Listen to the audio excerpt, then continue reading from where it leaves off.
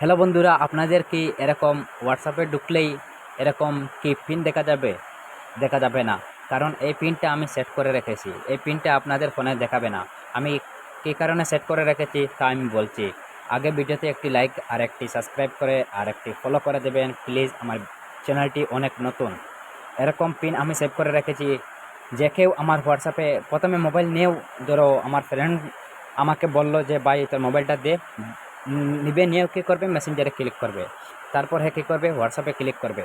তারপর সে কী করবে, ফেসবুকে ক্লিক করবে। তাই তো? তো সে ফেসবুকে ক্লিক করবে।